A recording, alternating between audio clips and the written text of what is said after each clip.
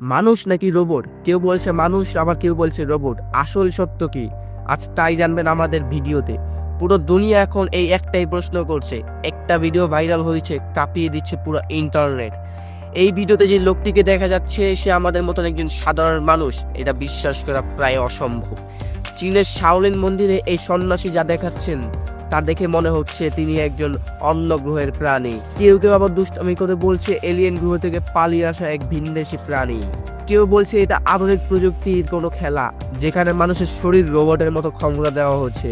আবার কেউ বলছে এ হলো হাজার বছরের পুরনো কোনো এক রহস্যবিদ্যা, যা আমাদের কল্পনারও বাহিরে। সে যা করছে তা কি আসলে মানুষের পক্ষে সম্ভব? একটা পাতলা রডের মধ্যে এমন ভাবে স্থির হয়ে আছে যেন তার শরীরে কোনো ওজনই নেই। আবার একটি আঙুলের উপর ভর করে পুরো শরীরকে শূন্যে তুলে ধরছে। তার শরীর দেখে মনে হচ্ছে স্টিলের মতো শক্ত, আবার যখন সে বাঁকা হয় তখন মনে হয় রাবারের মতো নরম। এটা কি প্রাচীন কোনো কুম্ফু কৌশল, নাকি তার পেছনে লুকিয়ে আছে গোপন কোনো প্রযুক্তি? আমাদের সব ধারণাকে পাল্টে দিচ্ছে এই একটি ভিডিও। পুরো পৃথিবী এখন একটাই আলোচনা করছে, এই অভিমানব কি আসলে একজন মানুষ, নাকি সে আমাদের ভবিষ্যতের কোনো রোবট, যা আজকেই প্রথম প্রকাশ্যে আনা হয়েছে। গবেষণায় উঠে আসে এই লোকটি হচ্ছে একজন চীনের সাধারণ নাগরিক, যার নাম হচ্ছে শাওলিন কুংফু, যে ছোটবেলা থেকে ইচ্ছা করছিল একজন কুংফু মাস্টার হবে এবং তাকে পুরো পৃথিবী চিনবে।